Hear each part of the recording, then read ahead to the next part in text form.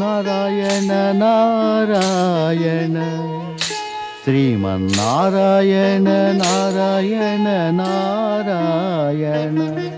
అభినందనలు హిమవంత, అభినందనలు. మేము విన్నది మీ కన్య సుందరియే కాక భాగ్యశాలి అని కూడా. భాగ్య నిర్ణయం భవిష్యత్తే చేస్తుంది దేవర్షి. ఆమె జన్మించడమే అద్భుతంగా జరిగింది. సంపూర్ణ వాతావరణంలో దివ్య శోభ వ్యాపించింది. మనస్సు పరవశించింది, తనువు పులకరించింది. అంటే అన్ని దివ్య గుణాలు ఉన్నట్టే. అదేదో తమరే నిర్ణయించాలి. హిమవంత, నేనిప్పుడు ఇక్కడికి నిర్ణయాలు చేయడానికి కాదు, దర్శనార్థినై వచ్చాను. దర్శనార్థమా? ఎవరి దర్శనం? తమరి పుత్రికదే, ఇంకెవరిది? దేవర్షి, తమరి అలవాటు మారలేదు. తమరెప్పుడూ వినోదంగా పరిహాసంగా మాట్లాడతారు. మరి తమరు బ్రహ్మమానస పుత్రులై ఉండి కూడా ఒక నవజాత శిశువు దర్శనం కోరుతున్నారా? ఇది మరీ విడ్డూరంగా ఉన్నదే. నా లెక్కన తమరి దర్శనము ఆశీర్వాదాలతో మాకు శిశువుకు పుణ్యం లభిస్తుంది. ఎందుకు అనర్థం కోరుకుంటారు హిమవంత? తమరి పుత్రికకు నా ఆశీర్వాదమా? నారాయణ నారాయణ. దేవర్షి, తమరు మా శుభం కోరేవారు, మా క్షేమం కోరతారు, మమ్మల్ని అభినందించవచ్చారు. మరి మా పుత్రికను ఆశీర్వదించరా తమరు? ఎవరు క్షేమం కోరుతారో, ఎవరు ఆశీర్వదించడానికి అర్హత కలిగి ఉంటారో దీన్ని నిర్ణయించేది భవిష్యత్తు మాత్రమే. అయితే మీరు నిర్ణయాల మాయాజాలంలో పడ్డారా? నారాయణ నారాయణ. ఈ విషయమే మాయతో నిండినటువంటిది హిమవంత. సరే దేవర్షి, ఇక వచ్చి పాపను ఆశీర్వదించండి. రాజా, నేను ఆశీర్వాదం ఇవ్వటానికి కాదు, పొందటానికి వచ్చాను. తమరికిది తెలియదా? జగతిలో ప్రతి కన్య జగన్మాతకు ప్రతిరూపమే. తమరేం చెప్పినా దేవర్షి, నేను దానికి ఒప్పుకుంటాను. ఒప్పుకుని తమరికి నివేదించేది ఏమిటంటే, పదండి, జగన్మాతను దర్శించండి. సాంప్రదాయం చెప్పేది ఇదే. పదండి, జగన్మాతను దర్శించుకుందాం. రండి.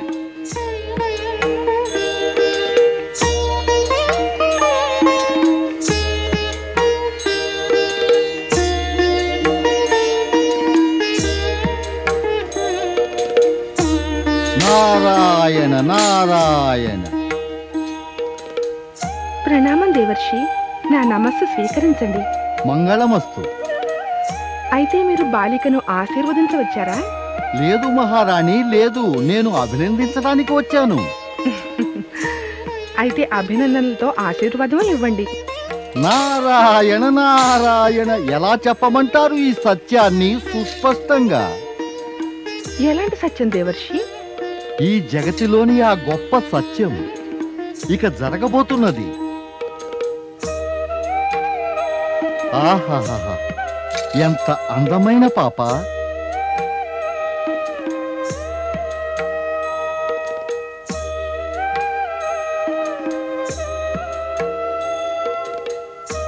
ఈ రూపం ఎంత అందమైంది, ఎంత పావనమైనది. మరి ఆ రూపం ఎంత అద్భుతమైంది.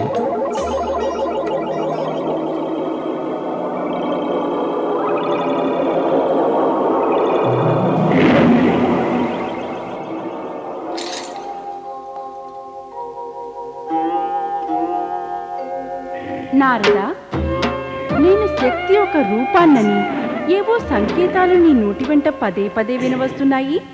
కానీ జాగ్రత్త, ఈ రహస్యం చెబితే యోచన ఉద్దేశ్యము రెండింటికి మార్గావరోధం వస్తుంది.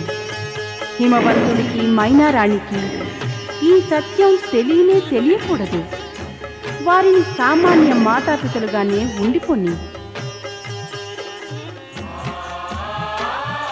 తమ ఆజ్ఞానుసారమే.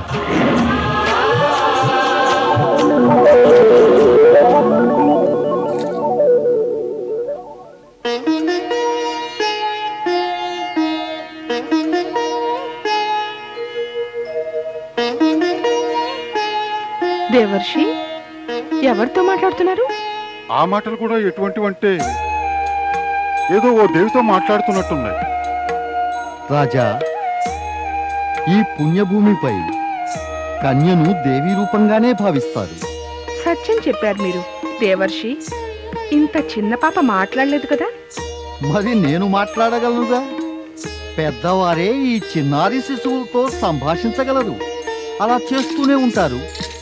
ఇక ఈ శిశువులు కేవలం వింటారు. ఇక పెద్దలే శిశువుల సంభాషణ కూడా స్వయంగా చేసేస్తారు. అంతే, నేను అదే చేస్తున్నాను. తమరి లీలలేవో తమరికి తెలియాలి దేవర్షి. అది ఆ జగన్మాతకే తెలియాలి. మహారాజా, మహారాణి, నాకు ఇక సెలవివ్వండి. నారాయణ నారాయణ. వందన.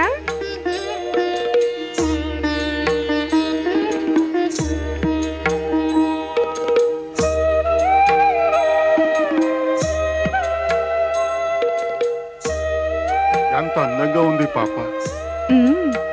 దేవర్షి సత్యం పలికారు. మన పుత్రిక సాక్షాత్తు దేవీ రూపమే. దేవి అయితే ఈమె పెద్దయ్యాక ఈమెకు వరుడుగా ఎవరో దేవతనే వెతకాలి. అరే, ఇప్పుడేగా మన పుత్రిక జన్మించింది. అప్పుడే తమకు ఈమె వివాహపు చింత పట్టుకుందే. మహారాణి, పుత్రికకు తండ్రి అవుతూనే చింతలన్నీ స్వయంగా వచ్చి ఎదుటి నిలుస్తాయి. తమరు చింత మానండి. విధాత కృపతో అంతా శుభప్రదమవుతుంది. విధాత కృప వల్ల శుభములను కోరినటువంటి మైనారాణి అతి ప్రసన్నురాలైంది. జగన్మాత ఆమె గర్భాన జన్మించి ఆమె హృదయాన్ని ఆనందింపచేసింది. కానీ దేవేంద్రుడు, ఇతర దేవతలు కూడా ఎంతో భీతావహులై చింతించసాగారు. ఇప్పుడేమవుతుంది దేవేంద్ర? వాయుదేవా, ఏమవుతుందన్న విషయం ఈ దేవేంద్రుడికి తెలిస్తే మనమంతా ఈ ప్రకారంగా తిరుగుతుంటామా? తారకాసురుడి అత్యాచారాలు దినదినము పెరుగుతూనే ఉన్నాయి. స్వర్గం నుంచి మనం ముందు నుంచే వెలి అయ్యాం.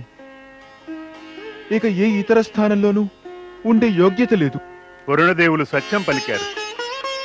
మనం ఎక్కడికెళ్ళినా అక్కడల్లా తారకాసురుడి రాక్షసులు వచ్చేస్తారు. మా స్థితి చాలా దీనమైపోయింది దేవా. వాయుదేవుడు చెప్పినదంతా మనం అనుభవిస్తున్నాం. ఇది కాక ఇతర కష్టాలు ఉత్పన్నమయ్యాయి. అవేమిటి వరుణదేవా? తారకాసురుడి భయంతో స్వర్గంలోని అప్సరసలు అజ్ఞాత స్థలాల్లో దాక్కున్నారు. కానీ తారకాసురుడు అనుకోవడం మన దేవతలంతా ఆ అప్సరసలందరినీ దాచేశామని. దానితో అతడు మరింత కోపితుడై మన దేవతలపై అత్యాచారాలు చేస్తున్నాడు. ఇదెటువంటి కారణం? అప్సరస్సులు ఎక్కడున్నా లేక మనం దాచేసినా దానికి తారకాసుడి కోపానికి సంబంధం ఏమిటి? ఉంది దేవేంద్ర, సంబంధం ఉంది. తారకాసురుడు స్వర్గలోకపు ఐశ్వర్యాలని పొందదలుచుకున్నాడు. అతడికి అప్సరసలంటే కోరికుంది, అవసరము ఉంది. అవి ప్రాప్తించని కారణంగా అతడికి మన మీద కోపం. ఈ కోపం కారణంగా అతడు రాక్షసుల్ని మన మీదకి పురిగొలుపుతున్నాడు. నారాయణ నారాయణ నారాయణ, శ్రీమన్నారాయణ నారాయణ నారాయణ, నారాయణ నారాయణ. దేవేంద్ర, నారాయణుడు పేరు వింటూనే ఇటువంటి స్థితి కలిగితే ఇక తారకాసుడి పేరు వినగానే కంపించిపోతారేమో. దేవర్షి, ఏది సత్యమో అది ప్రత్యక్షమే. దాన్ని కాదనటం వీల్లేదు. విషాదగ్రస్తులం, దుర్దశాగ్రస్తులం, భయగ్రస్తులం అయి ఉన్నాం. దేవేంద్ర, ఒకే విషయాన్ని పదే పదే చర్చించటం, ప్రశ్నించటం, సమాధానమివ్వటం మన క్లేశానికి కారణం సుమా. తమరి అభిప్రాయం ఏమిటి దేవర్షి? అదే ఎప్పుడూ ఉన్నదే. ఇది నా అభిప్రాయం కాదు. ఇదంతా విధి విధానం, ప్రకృతి నియమం కూడా. తమరంటున్నది స్పష్టం చేయండి దేవర్షి. అనేక మార్లు చెప్పాను. కానీ దానివల్ల లాభం మీ దేవతలకు కలగలేదు, జగతికి లేదు. తమరేదేదో అంటున్నారు దేవర్షి. తమరి అభిప్రాయం స్పష్టం చేయండి. మీ దేవతల ఈ వర్తమాన దుస్థితికి మూల కారణం కొత్తది కాదు. ఇక దేవతల నుంచి మనుష్యులకు ఎల్లప్పుడూ ఏ సందేశం అందుతోందంటే కర్మ యొక్క ఫలం నిశ్చితమని, సత్కర్మలకు సత్పరిణామం, దుష్కర్మలకు దుష్పరిణామం. నాకు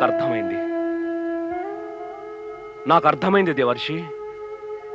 మా ఈ వర్తమాన దుస్థితికి మూలం మేము చేసిన కర్మలే కారణం.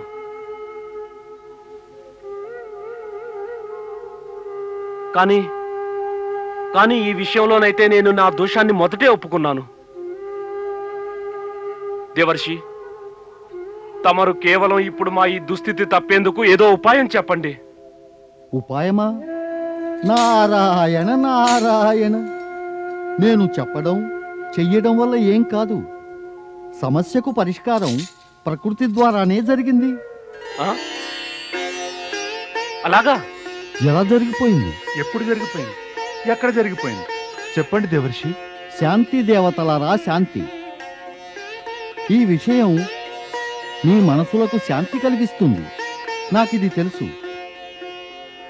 ఏ జగన్మాతనైతే మనం నారీ రూపంలో ధరిత్రిపై అవతరించమని ప్రార్థించామో ఆమె అవతరించింది. ఎక్కడ? హిమవంతుని ఇంట మేనారాణి గర్భాన ఆమె పుత్రిక రూపంలో. దేవర్షి, అయితే మనం హిమవంతుని ఇంటికి వెళ్ళి ఆయన పుత్రికను దర్శించుకోవాలి. మరి వారిని అభినందించాలి. మనం శీఘ్రం అక్కడికి చేరుకోవాలి. అవును, శక్తిమాత దర్శనానికి ఇక ఆలస్యం ఎందుకు? మీ దేవతలు ఇలా తప్పుల మీద తప్పులు చేస్తూ ఉంటే ఇక ఈ దుస్థితి విపత్తుల నుంచి ముక్తి ఎలా సాధ్యం? ఇప్పుడు ఏమైంది దేవర్షి? మీరందరూ అలా హిమవంతుని వద్దకు అభినందించడానికి వెడితే ఆ తారకాసుడి రాక్షసులు మిమ్మల్ని వెంటాడరా? జగన్మాత అవతరించిన రహస్యం కూడా ఆ రాక్షసులకు తెలుస్తుంది. వారు మీ అందరినీ మరింత హింసిస్తారు. అయితే ఇప్పుడేం చెయ్యాలి? సమయానికై ధైర్యంతో నిరీక్షించండి.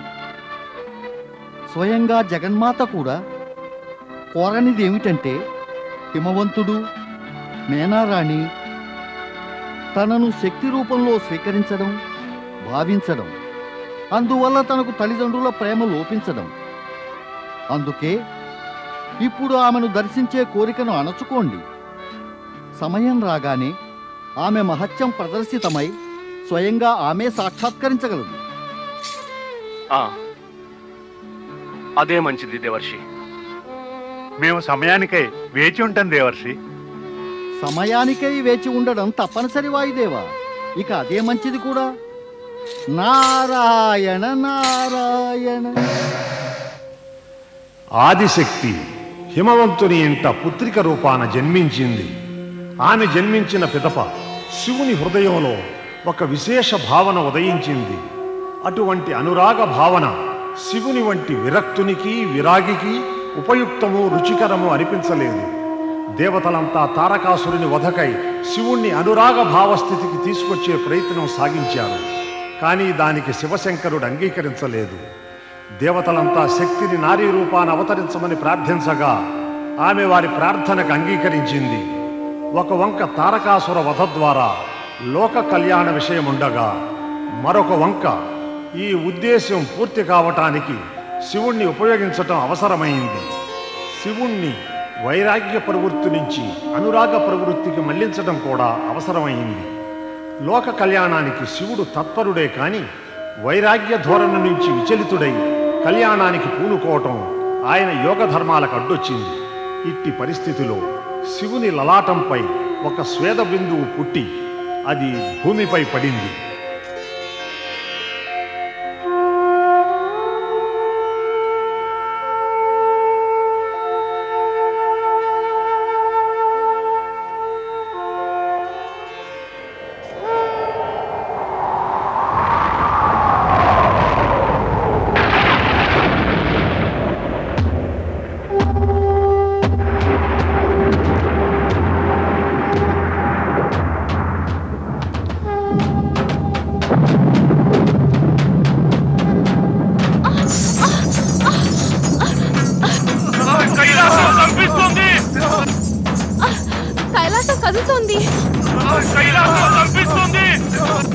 స్వామి శరణు కోరదాం. పద త్వరగా.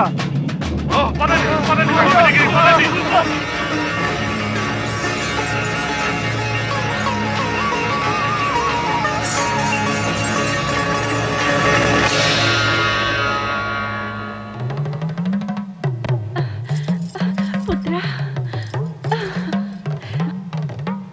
ఎవరి బాలుడు? ఇతడు మంగళుడు, నా పుత్రుడు. మరి తమరెవరు దేవి? అరే, నన్ను నేను పరిచయం చేసుకోవాలా? నేను పృథ్వీని, ధరిత్రిని, మిమ్మల్ని ధరిస్తున్న దానను. మంగళ, నా పుత్ర, నా బాబు.